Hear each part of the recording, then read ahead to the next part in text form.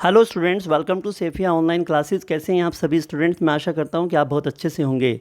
तो चलिए, आज हम चैप्टर 4 का पार्ट 3 लेकर आपके बीच उपस्थित हुए हैं। इसका नाम है विकास के रूप, विकास को प्रभावित करने वाले कारक।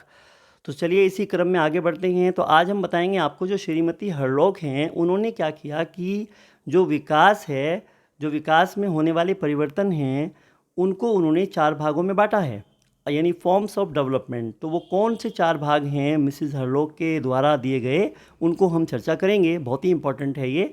विकास के रूप, श्रीमती हरलोक ने विकास में होने वाले परिवर्तनों को 4 भागों में बांटा है। नंबर 1 आकार में परिवर्तन, नंबर 2 अनुपात में परिवर्तन, नंबर 3 पुराने चिन्हों का लोप और नंबर 4 नवीन चिन्हों का उदय। मोस्ट इंपॉर्टेंट टॉपिक है, ध्यान दीजिएगा। तो आकार में परिवर्तन क्या है, पहले हम इसको जान लेते हैं। यहाँ परिवर्तन में थोड़ा मिस्टेक है, इसकी मात्रा है वो ठीक कर लीजिएगा, ठीक है। नंबर 1 शारीरिक परिवर्तन। इसका तात्पर्य शरीर की लंबाई, चौड़ाई एवं भार की वृद्धि से है। आंतरिक अंगों जैसे हृदय, फेफड़े, आंत और मांसपेशियों आदि में भी विकास के साथ परिवर्तन होता है। भाई सिंपल लैंग्वेज में समझो। मान लीजिएगा किसी भी बच्चे की लंबाई, चौड़ाई और उसकी जो भार है उसमें वृद्धि होगी, तो क्या उसके आकार में परिवर्तन देखने को नहीं मिलेगा? एक बच्चा अभी क्या है, कुछ समय पहले आपने जब उसको देखा था तो उसकी जो हाइट है वो 3 फीट थी। अब कुछ समय के बाद में आपने उसको देखा तो उसकी हाइट तो बढ़ रही है, उसकी तो 4 फीट हो गई है, उसका भार बढ़ रहा है, उसके नाक नक्श में कुछ चेंजेस आ रहे हैं। तो क्या किसी भी बच्चे की लंबाई, चौड़ाई, भार में वृद्धि होने से क्या उसके शरीर में परिवर्तन नहीं आएगा? बिल्कुल आएगा। तो इसी को तो कहते हैं शारीरिक परिवर्तन, ठीक है, चलिएगा। अनुपात में परिवर्तन, ये देख लेते हैं। अनुपात में परिवर्तन, शरीर के अंगों का विकास एक अनुपात में होता है। बिल्कुल होता है। आयु बढ़ने पर सिर की माप कम हो जाती है और हाथ, पैर, धड़ की लंबाई बढ़ जाती है। कुछ बालक स्थूल शरीर वाले हो जाते हैं। इस प्रकार अंगों में वृद्धि का अनुपात हुआ करता है, अन्यथा शरीर बेडौल हो जाता। इसके अंतर्गत बालक के शारीरिक, मानसिक, सामाजिक, नैतिक व भाषाई सभी पक्षों में एक अनुपात में विकास होता है। कैसे होता है भाई? आप इसको मेरी भाषा में समझ लीजिएगा। स्टूडेंट, ऐसा होता है कि हमारे शरीर के जितने भी पार्ट्स होते हैं, जितने भी अंग होते हैं, उन सभी का अपने अपने अनुपात के हिसाब से विकास होता है, उनमें वृद्धि होती है, ठीक है। हाथ जो होंगे वो अपने अनुपात में जो है ग्रो करते हैं, ग्रोथ होती है उनमें, ग्रोथ और विकास उनमें उनके अनुपात के हिसाब से होता है। जो हमारे पैर होते हैं, पैरों के अंदर जो उनकी लंबाई बढ़ती है पैरों की, वो उनके अनुपात के हिसाब से होती है, ठीक है। इसी प्रकार हमारे बालों का बढ़ना, है ना। तो जितने भी हमारे बॉडी के पार्ट्स हैं उनका एक अपना एक अनुपात होता है और वो अपने अपने अनुपात से वृद्धि करते हैं और वही विकसित होते हैं, ठीक है।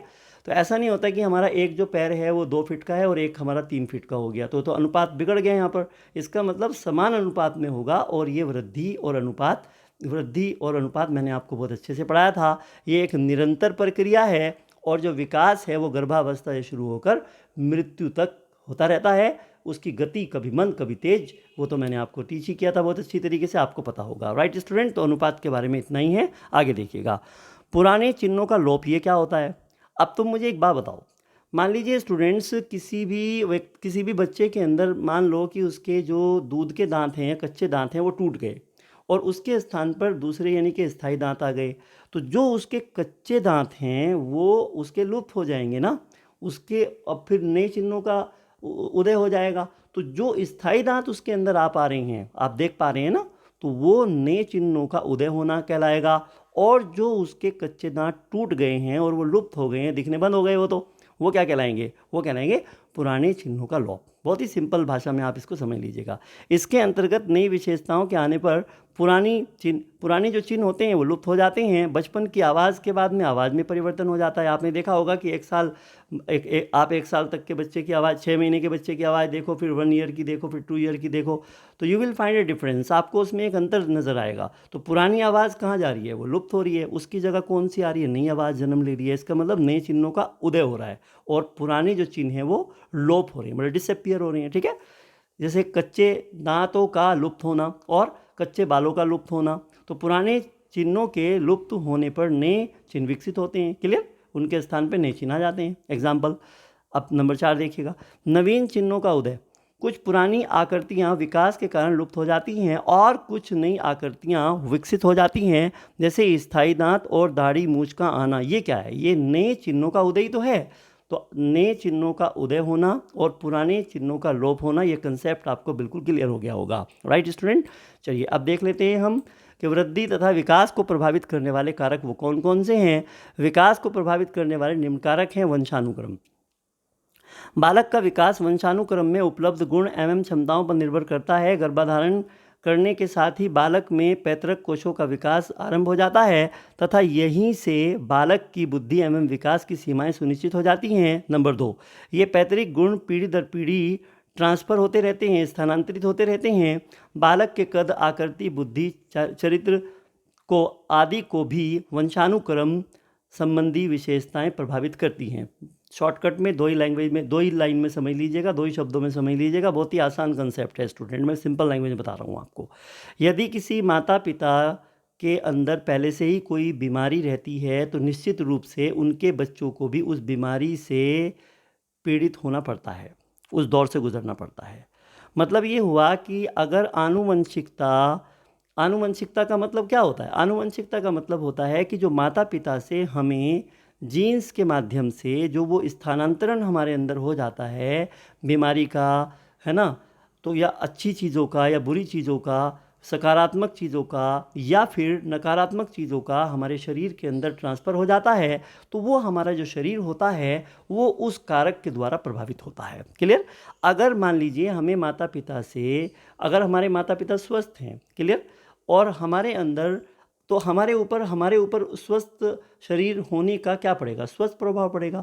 अगर माता पिता बीमार हैं और वो पीड़ित हैं किसी रोग से, तो निश्चित ही रूप से बच्चे के अंदर भी उसके जो अंश हैं वो आपको दिखाई देंगे और बच्चे को निश्चित रूप से उसके विकास को वो चीज़ें प्रभावित करेंगी। इसका मतलब आनुवंशिकता भी बच्चे के विकास को प्रभावित करती है। ये भी एक बहुत बड़ा फैक्टर माना गया है। आगे चलिएगा। वातावरण देख लेते हैं। वातावरण भी बालक के विकास को प्रभावित करने वाला मुख्य तत्व है। वातावरण के प्रभाव स्वरूप व्यक्ति के अनेक विशेषताओं का विकास होता है। शैशवावस्था से ही वातावरण बालक को प्रभावित करने लगता है। बालक के जीवन दर्शन एवं शैली का स्वरूप स्कूल, समाज, पड़ोस तथा परिवार के प्रभाव के परिणाम स्वरूप ही स्पष्ट होता है। धीरे धीरे बालक उस अवस्था को प्राप्त कर लेता है जिसमें वह अपनी योग्यताओं एवं क्षमता के अनुसार वातावरण पर प्रभाव डालने में सक्षम होता है। देखिए स्टूडेंट, इसको भी आप दो ही शब्दों में समझ लीजिएगा। किसी भी बच्चे को अगर हम अच्छे स्कूल में भेजते हैं और वहाँ का वातावरण अच्छा है, तो निश्चित ही रूप से बच्चे के ऊपर वहाँ पर उसकी पर्सनैलिटी पर, ओवरऑल उसके व्यक्तित्व पर, उसकी भाषा पर, उसकी जो शिक्षा है, जो हम उसे एजुकेशन दे रही हैं, वो निश्चित ही रूप से बहुत ही अच्छी होगी, प्रॉपर वे में होगी। अगर उस बच्चे का पड़ोस, उसका समाज, उसकी उठ बैठ या उस बच्चे का जो वातावरण है वो नकारात्मक है, तो निश्चित ही रूप से नकारात्मक जो वातावरण होगा वो उसके विकास के हर डोमेन को, हर क्षेत्र को प्रभावित करेगा। उससे उसकी शिक्षा भी प्रभावित होगी, उससे उसकी भाषा भी प्रभावित होगी, राइट, उससे उसका तमाम तरह के जो डेवलपमेंट हैं वो प्रभावित होंगे। इसीलिए अगर उसे हम स्कूल का माहौल सकारात्मक होगा, पड़ोस का होगा, समाज का सकारात्मक होगा, तो निश्चित ही रूप से उस बालक के ऊपर सकारात्मक प्रभाव पड़ेगा। नकारात्मक का नकारात्मक पड़ेगा, सकारात्मक का सकारात्मक पड़ेगा। क्लियर? चलिए, इस प्रकार जो है वातावरण भी बच्चे के विकास को प्रभावित करता है। अगर वो नकारात्मक है तो प्रभावित भी करेगा, राइट। धीरे धीरे बालक ये तो मैंने आपको बता ही दिया है। बुद्धि के बारे में देख लेते हैं। मनोवैज्ञानिकों ने अपने अध्ययनों के आधार पर निश्चित किया कि जो कुशाग्र का मतलब तेज बुद्धि वाले, कुशाग्र मतलब तेज बुद्धि से यहाँ पर है, वाले बालकों का शारीरिक एवं मानसिक विकास मंद बुद्धि वालों की अपेक्षा अधिक तेज गति से होता है। देखिएगा आप ध्यान से, क्योंकि भाई वो तेज बुद्धि वाले हैं। आगे देखिएगा, तो कहने का मतलब क्या हुआ, आप ये देखो कि जो तेज बुद्धि वाले बच्चे होते हैं उनका जो शारीरिक विकास होता है और जो मानसिक विकास होता है मंद बुद्धि वालों की अपेक्षा तेज से होगा। क्लियर? क्यों होगा? क्योंकि ये चीज़ उन्हें हेरिडिटी से मिली है, ये आनुवंशिक गुण उनके पास है। क्लियर? उसका भी प्रभाव पड़ेगा। हम क्रम वाइज पढ़ते आ रहे हैं। सबसे पहले हमने आनुवंशिकता पढ़ाया, फिर हमने वातावरण पढ़ाया, फिर अब बुद्धि की बात कर रहे हैं। तो कुशाग्र बुद्धि बालक शीघ्र बोलने एवं चलने लगते हैं, यानी जो तेज बुद्धि वाले होते हैं, ठीक है ना। और प्रतिभाशाली बालक 11 माह में, सामान्य बुद्धि वाला बालक 16 माह की आयु में और मंद बुद्धि वाला बालक 24 माह की आयु में बोलना सीख जाता है। क्लियर? इस पॉइंट को आप नोट डाउन कर लें। अब हम देखते हैं स्टूडेंट, यहाँ पर जेंडर की हम बात देखते हैं। अब ये जेंडर क्या होता है। बालकों के शारीरिक एवं मानसिक विकास में जो जेंडर भेद होता है उसका भी प्रभाव पड़ता है। जन्म के समय बालकों का आकार बड़ा होता है, बालक का मतलब यहाँ पर मेल से है ना, मेल चाइल्ड, ठीक है।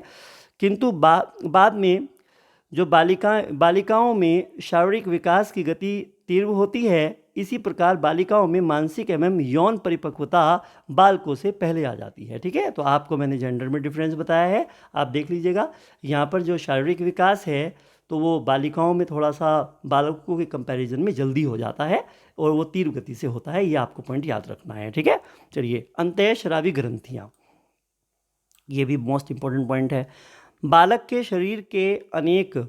शरीर में अनेक अंतःस्रावी ग्रंथियां होती हैं, जिनमें से विशेष प्रकार के रस का स्राव होता है। यही रस बालक के विकास को प्रभावित करता है, ठीक है ना भाई। जो हार्मोन्स होते हैं उनका भी तो बहुत बड़ा योगदान होता है इंसान के शरीर के अंदर। यदि ये ग्रंथियां रस का स्राव ठीक प्रकार से ना करें तो बालक का विकास अवरुद्ध हो जाता है, नेचुरल है। अगर हार्मोन्स प्रॉपर्ली नहीं बन पा रही हैं शरीर के अंदर, वो अपना फंक्शन नहीं कर पा रहे हैं, तो निश्चित रूप से बच्चे का जो शारीरिक विकास है वो भी प्रभावित होगा। शारीरिक होगा तो मानसिक भी होगा, उससे प्रभाव पड़ेगा उसके ओवरऑल, ठीक है। उदाहरण के लिए एड्रिनल ग्रंथि से स्रावित रस थायरॉक्सिन बालक के कद को प्रभावित करता है। देखिए, ये एक हार्मोन होता है, अगर ये प्रॉपर्ली बच्चे के अंदर डेवलप नहीं हो पा रहा है, ठीक है ना, अगर ये नहीं बन पा रहा है, इसकी मात्रा कम रह जाती है, तो उसके कारण क्या होता है, यानी लैक ऑफ थायरॉक्सिन हार्मोन, इसके अभाव में बच्चे का जो कद होता है ना स्टूडेंट्स, वो प्रभावित हो जाता है। इसको आप याद रखिएगा, ये कई बार क्वेश्चन में आ चुका है पेपर में। इसके स्राव ना होने पर बच्चे का बोना, मतलब बच्चे यहाँ तक भी होता है कि बोने रह जाते हैं, ठीक है। चलिएगा, नेक्स्ट पोषण की हम बात कर लेते हैं। यह वृद्धि तथा विकास का महत्वपूर्ण घटक होता है। बालकों के विकास के लिए उचित मात्रा में प्रोटीन, वसा, कार्बोहाइड्रेट, खनिज लवण इत्यादि की आवश्यकता पड़ती है। यदि हमारे खानपान में उपयुक्त पोषण तत्वों की कमी होगी तो निश्चित रूप से वृद्धि और विकास इससे प्रभावित होंगे। देखिए, अगर बच्चे को हम प्रॉपर डाइट नहीं देंगे, प्रॉपर प्रोटीन, वसा, कार्बोहाइड्रेट नहीं उसको हम देंगे, तो ऐसे में क्या होगा कि बच्चे का शारीरिक गठन नहीं हो पाएगा, और कहीं ना कहीं बच्चे का शारीरिक गठन ना होने के कारण उसके मानसिक विकास पे भी फ़र्क पड़ेगा। मतलब कुल मिलाकर उसका शारीरिक और मानसिक, ये दोनों ही डोमेन उसके प्रभावित होंगे। क्लियर? चलिएगा, सन 1955 में वाटरलू ने अफ्रीका एवं भारत में विकास पर कुपोषण के प्रभाव का अध्ययन करके निष्कर्ष निकाला था कि कुपोषण से बालकों का शारीरिक एवं मानसिक विकास अवरुद्ध होता है। भाई शॉर्टकट में समझ लीजिएगा, बच्चे को अगर हम उसको पौष्टिक भोजन नहीं खिलाएंगे, हम उसे सही मात्रा में प्रोटीन, वसा, कार्बोहाइड्रेट या उसको इस तरह के खनिज लवण नहीं देंगे खाने के लिए, तो निश्चित ही रूप से उस बच्चे का क्या होगा, उसका शारीरिक विकास प्रभावित होगा ही होगा। और शारीरिक विकास से ही तमाम तरह के विकास जुड़े हुए हैं, क्योंकि वो अंतः रिलेटेड हैं, ठीक है ना। मैंने आपको बताया था वो इंटर रिलेटेड होते हैं सारे के सारे डोमेन्स विकास के, ठीक है। वायु एवं प्रकाश, शरीर को स्वस्थ रखने के लिए अच्छी वायु की आवश्यकता होती है, बिल्कुल होती है। अगर वायु स्वच्छ न मिले तो बालक बीमार हो सकता है एवं इनके अभाव में कार्य करने की क्षमता भी प्रभावित हो सकती है।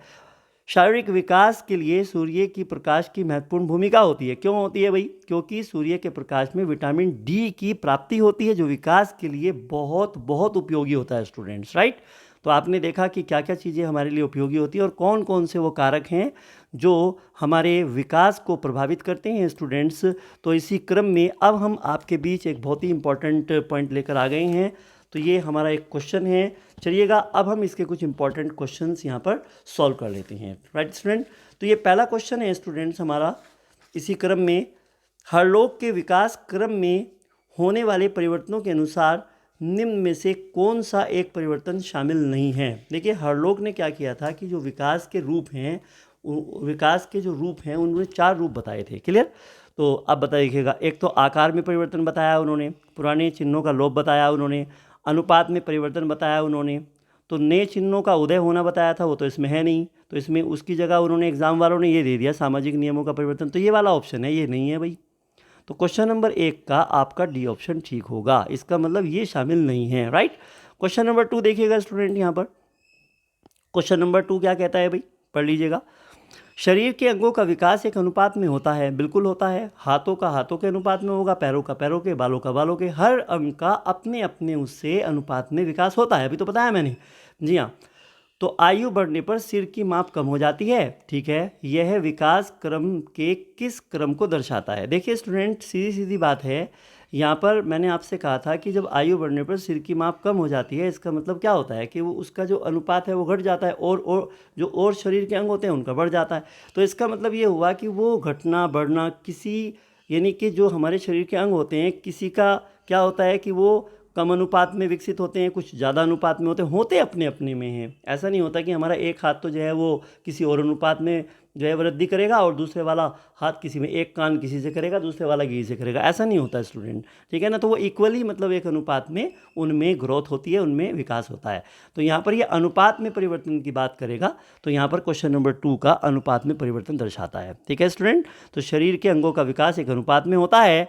आयु बढ़ने पर सिर की माप कम हो जाती है। यह विकास क्रम के किस क्रम को दर्शाता है? ये अनुपात के परिवर्तन को दर्शाता है। राइट, आगे देखिए स्टूडेंट, दूध के दांत टूटने के बाद स्थायी दांतों का विकसित होना, दूध के दांत का टूटना विकास के कौन से क्रम को दर्शाता है?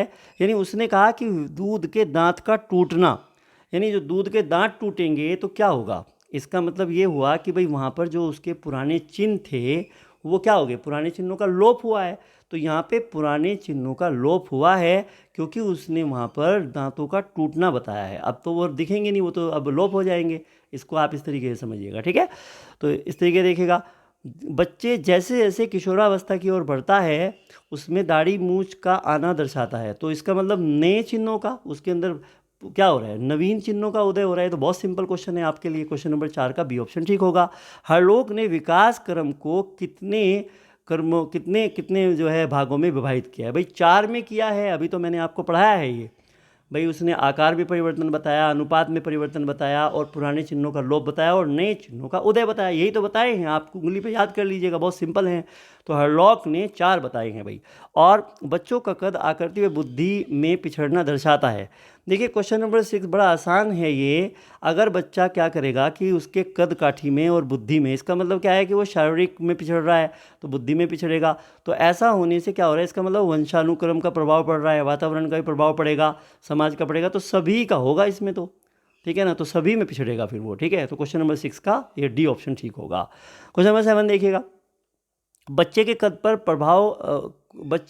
पर प्रभाव पड़ता है, वह बौना रह जाता है। देखिए अभी मैंने आपको पढ़ाया था कि जो एड्रिनल ग्रंथि से स्रावित एक हार्मोन होता है उसे क्या बोलते हैं? थायरोक्सिन की कमी से वह बौना रह जाता है। ठीक है, अगर इस हार्मोन की पूर्ति एक प्रॉपर वे में ना हो, प्रॉपर तरीके से ना हो, प्रॉपर अनुपात में ना हो, ठीक है ना, एक प्रॉपर मात्रा में ये हमारे शरीर के अंदर ना मिले हमें, या डेवलप ना हो, तो इसके अभाव से बच्चा क्या होगा? उसकी हाइट पर फर्क पड़ेगा, वो बौना रह जाएगा। तो इसका मतलब यहाँ पे 7वें का ए ऑप्शन ठीक होगा। राइट, क्वेश्चन नंबर 8 देखिए स्टूडेंट्स।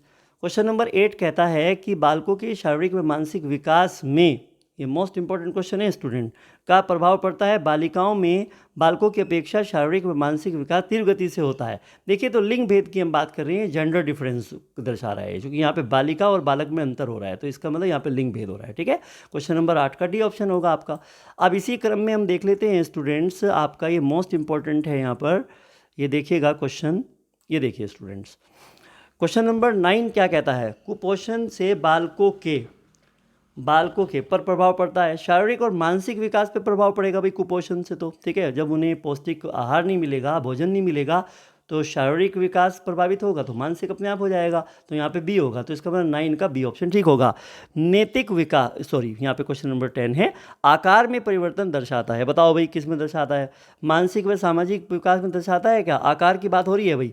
शरीर की लंबाई, चौड़ाई व भार, कच्चे दांतों के बाद में स्थायी दांत का आना, ये तो नहीं दर्शाएगा। दाढ़ी मूंछ का ये तो नहीं हो रहे हैं, यहाँ पे तो नए चिन्हों का उदय हो रहा है, और कच्चे दांत के बाद में स्थायी आ रहे हैं, इसका मतलब यहाँ पे ये लुप्त हो रहे हैं। ठीक है, तो यहाँ पर आकार की बात हो रही है, तो आपका ए ऑप्शन ठीक होगा। तो क्वेश्चन नंबर 10 का ए ऑप्शन होगा। आज की वीडियो में इतना ही, हम आपको नेक्स्ट वीडियो में फिर मिलेंगे, तब तक के लिए thank you so much, all the best.